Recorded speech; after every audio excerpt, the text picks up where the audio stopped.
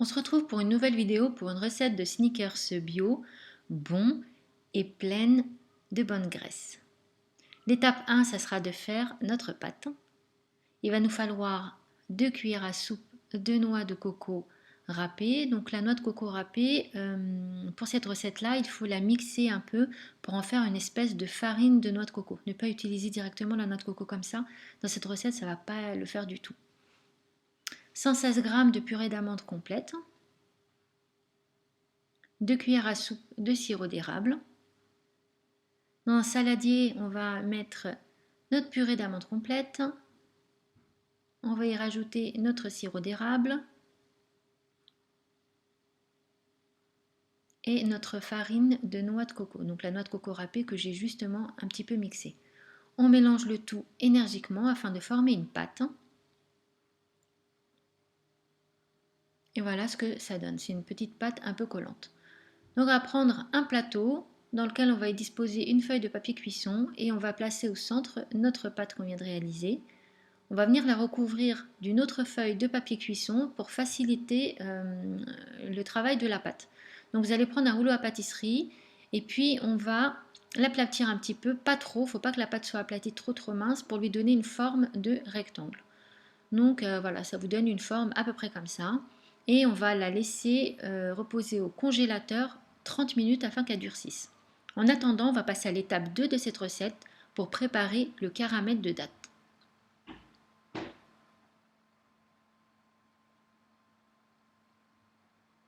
Donc pour cette recette de caramel de dattes, il va nous falloir 12 dattes bio. Si elles sont sèches, je vous conseille de réhydrater vos dattes avant. 60 ml d'eau.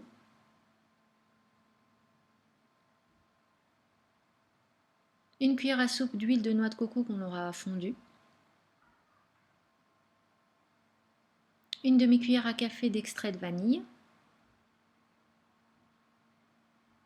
Une demi-cuillère à café de sel. Une poignée de cacahuètes non salées. Et dans un premier temps, on va prendre un blender ou un mixeur puissant que vous ayez. On va y mettre nos dattes. Donc comme je vous ai dit, si vos dattes sont un peu dures, vous les dénoyautez quand même avant. Si elles sont un peu dures, vous les hydratez avec un peu d'eau. On va rajouter notre huile de noix de coco, notre extrait de vanille, notre sel et on va blender tout ça jusqu'à l'obtention d'une crème lisse et crémeuse. Donc normalement le résultat ça doit être ça. Une fois que vous avez fait votre caramel de date, on va ressortir la pâte qu'on avait mis au congélateur et on va venir étaler généreusement notre caramel de date. Ensuite, on va venir y ranger en ligne les cacahuètes. Donc, vous n'hésitez pas à les enfoncer un tout petit peu dans la pâte. Une fois que c'est fait, voilà le résultat que ça vous donne. Et ça va être direction 5 à 6 heures au congélateur. Je sais c'est long, mais ça en vaut la peine. Une fois que c'est bien congelé, on va ressortir notre pâte et vous allez la découper. Alors soit en bande longue comme ça pour avoir de longues barres, soit vous la recoupez en deux. Donc moi je préfère la recouper en deux pour avoir des mini sneakers, c'est plus facile à manger pour les enfants. Une fois qu'on a coupé notre pâte, il faut remettre notre pâte au congélateur le temps de préparer notre chocolat. Donc pour notre chocolat, il va falloir 60 g de cacao, soit cru ou le cacao sucré de votre choix, 90 ml d'huile de noix de coco, qu'on aura liquéfié aussi avant, 4 cuillères à soupe de sirop d'érable, et dans un contenant, on va venir mélanger tous nos ingrédients. Donc la poudre de cacao, l'huile de noix de coco liquide et notre sirop d'érable. On mélange bien jusqu'à l'obtention d'une espèce de chocolat. Ensuite, on va ressortir nos barres Snickers et puis on va venir les plonger, bien les enrober dans le chocolat qu'on va venir redéposer sur une grille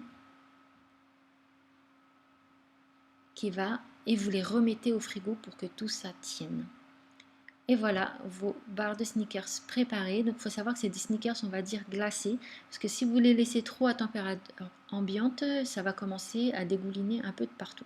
C'est juste succulent, extra, ça plaît aux petits et aux grands. Après avoir goûté cette recette, je suis sûre que vous n'allez pas revenir à l'autre. Voilà, j'espère que cette vidéo vous aura plu. N'hésitez pas à liker, à partager la vidéo et je vous dis à une prochaine pour une nouvelle vidéo. Trop bon, maman, les sneakers. Tu peux faire des Twix la prochaine fois?